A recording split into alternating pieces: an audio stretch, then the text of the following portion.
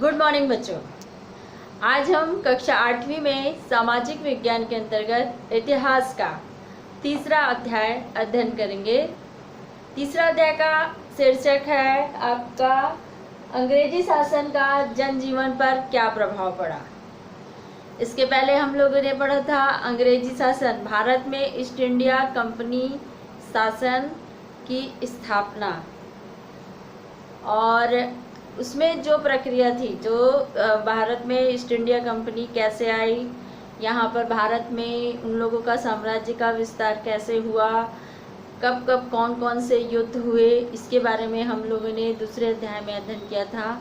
अब हम ये वाले जिसमें अंग्रेजी शासन का जनजीवन पर क्या प्रभाव पड़ा, इसके बारे में अध्ययन करेंगे।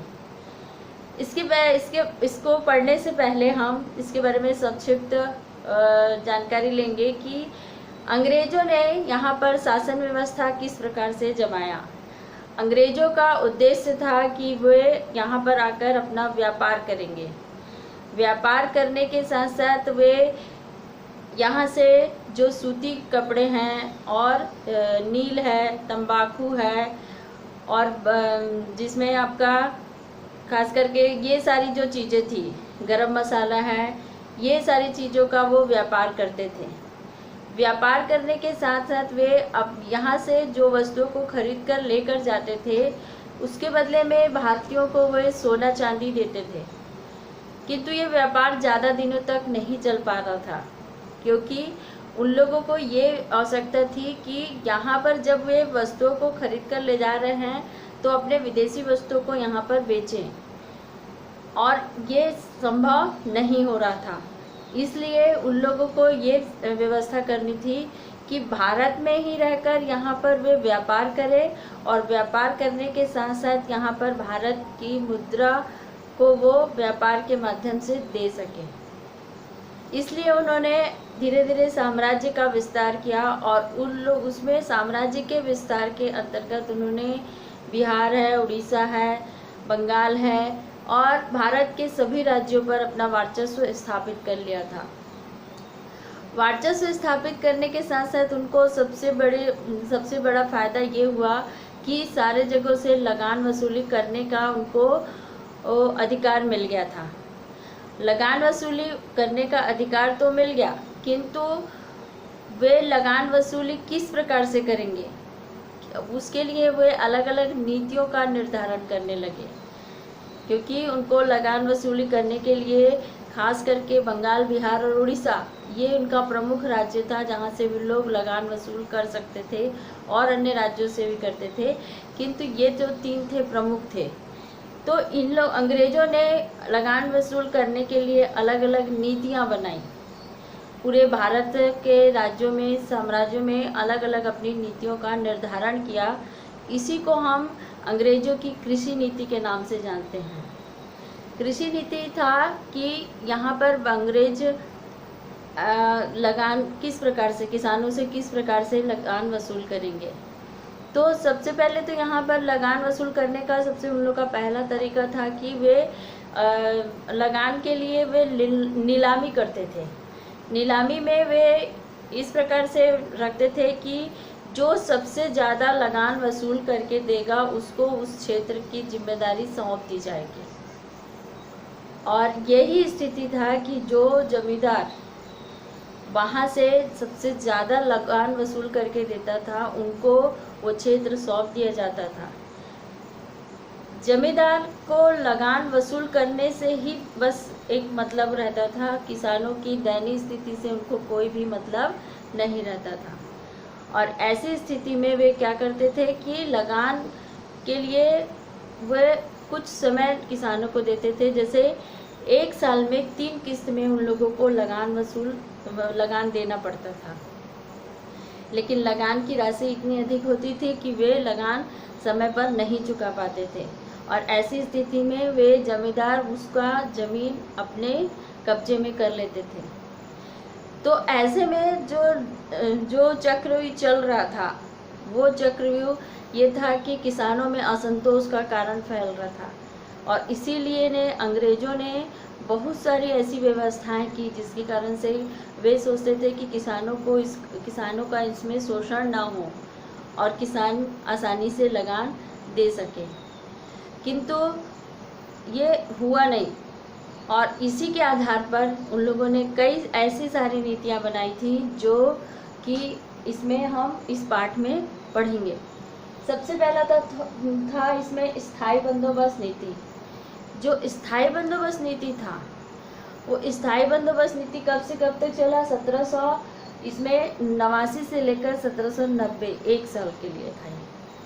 1 साल के लिए था कि वो स्थायी रूप से वे जमींदारों को ये जगह सौंप दें। नीलामी का एक निश्चित मतलब नीलामी जो करते थे उसमें वे लोग उस क्षेत्र को सौंप देते थे, जो सबसे ज़्यादा लगान वसूल करके देता था जमींदार उसको, और उसकी एक राशि निश्चित की जाती थी कि 1 साल में कंपनी को इतना कर देना है जमींदार को। इस आधार पर वो क्या करता था, साल में 3 किस्तों में वे लगान वसूल करता था लोगों से, और लगान वसूल करके वे कंपनी को सौंपता था। तो लगान वसूल किस प्रकार से, उसको लगान वसूल करने के लिए किसानों की आर्थिक स्थिति से कोई मतलब नहीं रहता था। वो लगान वसूल अनिवार्य रूप से करता था और वो कंपनी को देता था।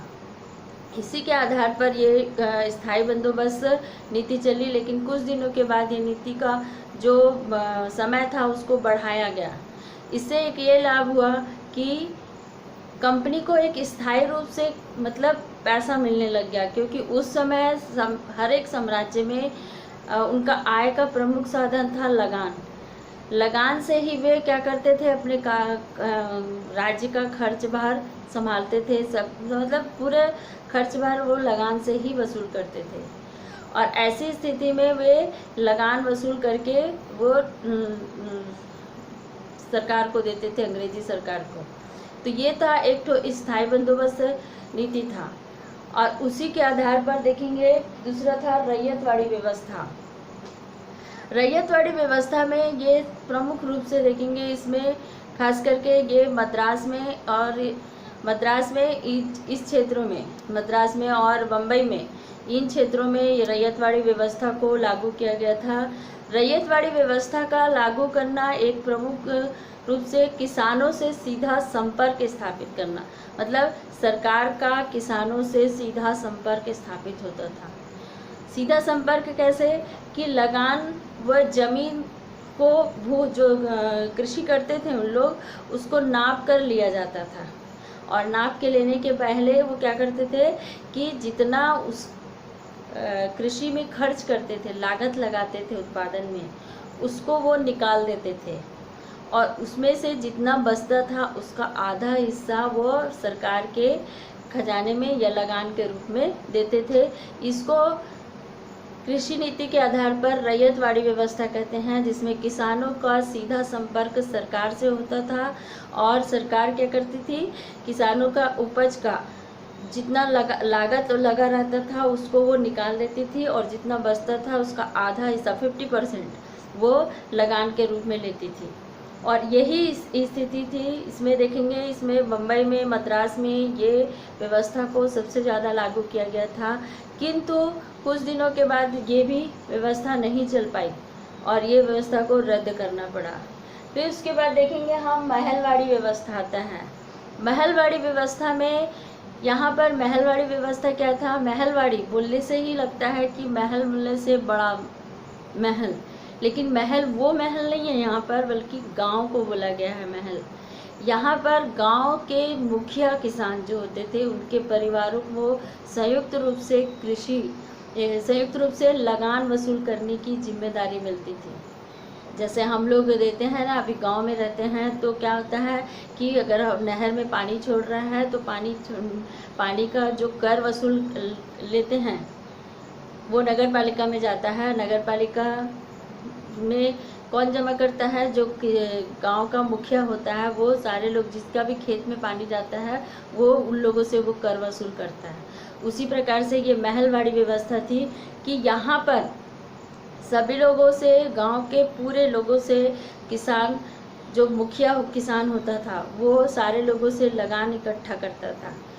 और इसमें भी एक ये शर्त होता था कि इसमें जो उत्पादन होता था कृषि में जो उत्पादन होता था उसका जो लागत है उसको निकाल दिया जाता था, प्लस किसान के भरण पोषण के लिए जितना लगता था उसको निकाल दिया जाता था, और जितना बचता था उसका आधा वो लगान के रूप में लेते थे। इस प्रकार से ये वाली जो व्यवस्था थी बंगाल में, बिहार में और मध्य प्रदेश में, इस क्षेत्रों में ये सबसे ज़्यादा ये महलवाड़ी व्यवस्था लागू किया गया था। और इससे सबसे ज़्यादा तो ये हुआ कि लगान व्यवस्था में किसानों का जो खर्च भार लगता था वो चाहे वो आगे या पीछे इसमें कम मूल्य लगे या ज़्यादा मूल्य लगे उससे कोई उसको मतलब नहीं रहता था। उसमें शुरू में अगर कम मूल्य लग रहा है लागत में तो वो क्या करता था, कम मूल्य ही लगाता था, मतलब कम लागत ही निकाल कर रखता था। उसे ये मतलब नहीं होता था कि अभी ज़्यादा कीमत है या बाद में ज़्यादा कीमत है, ऐसा नहीं। उसमें ये होता था कि वो उस समय किसान का जो अनाज रहता था, अनाज में जितना लागत रहता था उसको वो उस जो शुरुआत में जो कीमत में लगा रहता था वही मूल्य उसको निकाल कर देता था। ये महलवाड़ी व्यवस्था हुई। अब देखते हैं छत्तीसगढ़ में भू राजस्व व्यवस्था। छत्तीसगढ़ में भू राजस्व व्यवस्था क्या थी? तो छत्तीसगढ़ में लगान लेने की सबसे बड़ी ये थी कि ये जमींदारी प्रथा के हिसाब से, क्योंकि उस समय बहुत सारे ऐसे थे जो कि जमींदारी और सामंत लोग जो कर वसूल करते थे, तो सरकार ने इस पदों को निकाल दिया था और सारे गांव को तहसीलों में बांट दिया, जहां पर तहसील में हर एक तहसील में तहसीलदार को नियुक्त किया था। जो छोटे छोटे कस्बे थे उनमें पांड्या या अमीर को नियुक्त किया वहां से लगान वसूल करने के लिए। मराठा राज्य के समय में यहाँ पर जो पांड्या होता था वो उसका पद सृजित होता था लगान वसूल करने के लिए। पटेल का पद सृजित होता था जो वहाँ से लगान वसूल करने के लिए वो मतलब लोगों को करता था। लेकिन अंग्रेजी सरकार के समय पटेल के पद को समाप्त कर दिया गया और वहाँ पर गौटिया को सृजित किया गया था।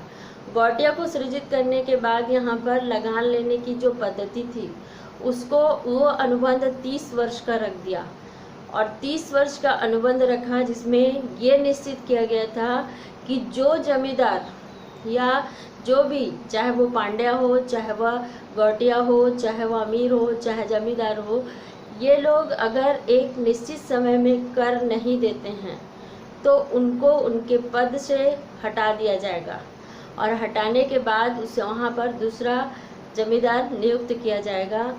इससे ये हुआ कि किसान जो जमींदार लोग थे, सामंत लोग थे या पांड्या थे, अमीर थे या गौटिया थे, उन लोग किसानों से लगातार उन लोग उससे लगान वसूल करते रहे और किसानों की स्थिति ऐसी थी कि लगान का जो राशि था वो इतना अधिक होता था कि भले ही उसको साल में 3 किस्तों में देना पड़े, लेकिन कर की राशि बहुत अधिक होने के कारण से सारे किसान लगान चुका नहीं पाते थे। और ऐसी स्थिति में जो छोटे किसान होते थे, मध्यम वर्गीय किसान होते थे, उनको साहूकार है या जमींदार है उनको कर्ज लेना पड़ता था। कर्ज लेने के कारण से वे लोग कर्ज के बोझ के तले दब जाते थे और वे बेगारी करते थे। उनकी बेगारी मतलब होता है कि वो अपना काम ख़त्म करने के बाद साहूकार है या जमींदार है उनके खेतों में काम करते थे, जिसमें उनको खाली काम करना पड़ता था, उसके बदले में उनको कोई भी पैसा नहीं दिया जाता था। और ऐसी स्थिति होने के कारण से यहाँ पर किसानों में धीरे धीरे असंतोष फैलने लग गया था। एक तो था कि अंग्रेजों की जो कृषि नीति थी जिसमें जमींदार पदों को नियुक्त तो किया गया था, लेकिन उनको ये शर्त रखा गया था कि अगर कोई जमींदार उसमें लगान वसूल करके नहीं देता है तो उसको उसके पद से निष्कासित कर दिया जाएगा, उसके बदले में दूसरा जमींदार नियुक्त किया जाएगा। और इसके कारण से जमींदार लोग किसानों की आर्थिक स्थिति को न देखकर उससे वे बहुत कड़ाई से उन लोग लगान वसूल करते थे। अगर कोई किसान लगान नहीं देता था तो वो उसकी ज़मीन को हड़प लेते थे, उसके बदले में उसको उस ज़मीन को बेच भी देते थे। मतलब उसको उस ज़मीन का मालिक बना दिया जाता था जमींदारों को। और ऐसे में धीरे धीरे जो छोटे किसान थे और मध्यम वर्गीय किसान थे, इनकी आर्थिक स्थिति बहुत ही दयनीय होने लग गई।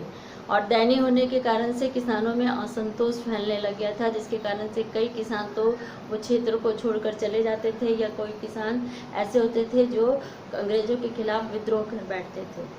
तो ये था आपका, एक तो था स्थायी बंदोबस्त था, जिसमें स्थायी बंदोबस्त में 10 वर्ष का अनुबंध था। 10 वर्ष के अनुबंध में जमींदारों को वहाँ से भूमि कृषि को नाप कर लगान लेना रहता था, उसको लगान लेने से ही मतलब रहता था।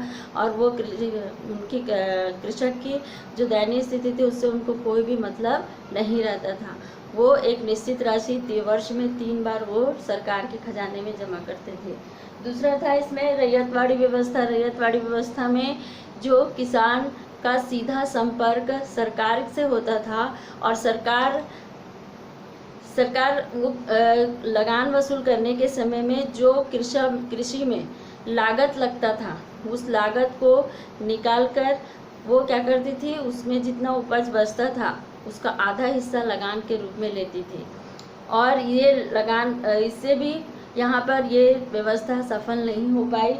और फिर उसके बाद महलवाड़ी व्यवस्था आया। महलवाड़ी व्यवस्था में प्रमुख कृषक, गांव के जो प्रमुख कृषक परिवार के लोग होते थे, उनकी पूरी जिम्मेदारी होती थी कि वे लोग किसान से लगान इकट्ठा करें और इकट्ठा करके सरकारी खजाने में जमा करें।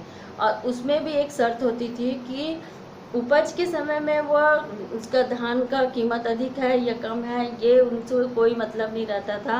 वे उपज का जितना लागत लगता था उसको निकाल देते थे, किसान के भरण पोषण का जो था वो उसको निकाल देते थे, और जो बचता था उसका आधा हिस्सा वे लगान के रूप में सरकार को देते थे। उसी प्रकार से यहाँ पर देखेंगे छत्तीसगढ़ की भू राजस्व व्यवस्था थी। जो छत्तीसगढ़ में भू राजस्व व्यवस्था किस प्रकार कि गौटिया का पद सृजित किया गया था, तहसीलदार को नियुक्त किया गया था, पांडे और अमीर की नियुक्ति की गई थी।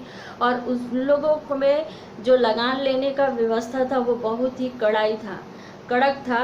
वो क्या करते थे कि अगर कोई किसान लगान नहीं दे पाता था तो उनकी ज़मीन को वे जब्त कर लेते थे, और जब्त करने के बाद उसको बेच भी देते थे।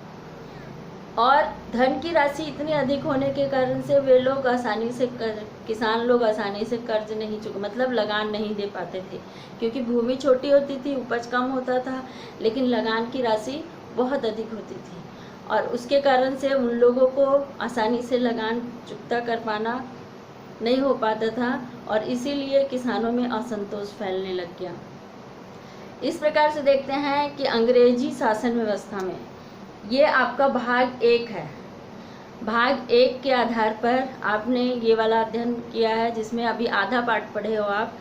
इसमें आपका अभी आगे है दस्तकारियों का जीवन किस प्रकार से था, और जो शिल्पकार थे उनका जीवन किस प्रकार से था, उनके जीवन किस प्रकार से मतलब उनके जीवन में क्या प्रभाव पड़ा, जंगल में जो रहने वाले लोग थे उनके जीवन पर क्या प्रभाव पड़ा अंग्रेजी शासन का। इस प्रकार से आगे और पढ़ेंगे अपन लोग, लेकिन ये भाग 1 में आप खाली किसानों की कृषि नीति के बारे में अध्ययन किया कि किसानों का जो लगान व्यवस्था था वो किस प्रकार से था, और लगान लेने की नीति क्या थी उनकी, और उससे किसान संतुष्ट हुए या असंतुष्ट हुए उसके बारे में। क्योंकि अंग्रेज़ों की जो नीति थी उससे तो भारतीय किसान असंतुष्ट ही थे, क्योंकि उनका ये था कि उनकी आर्थिक स्थिति धीरे धीरे खराब होते जा रही थी। छोटे किसानों की जो भूमि थी वो उनसे अलग छीन लिया जाता था, तो इससे किसानों में विद्रोह होने लग गया, और किसान अंग्रेजी सरकार के प्रति विद्रोह कर बैठे थे। कुछ लोगों ने पलायन कर दिया, वहाँ से छोड़कर चले गए थे। तो ये था आपका भारतीय कृषि नीति, मतलब अंग्रेज़ों की कृषि नीति ये किस प्रकार की थी। ठीक है, इसका जो आधा हिस्सा है वो अगले क्लास में आपको पढ़ाया जाएगा, जिसके पहले आप इस पुस्तक को अच्छे से ध्यान से उसका अध्ययन करोगे, और छोटा छोटा जो क्वेश्चन है बीच बीच का क्वेश्चन उसको निकाल कर अपनी कॉपी में लिखेंगे। अलग से आपको प्रश्न उत्तर मिलेगा। ठीक है, थैंक यू।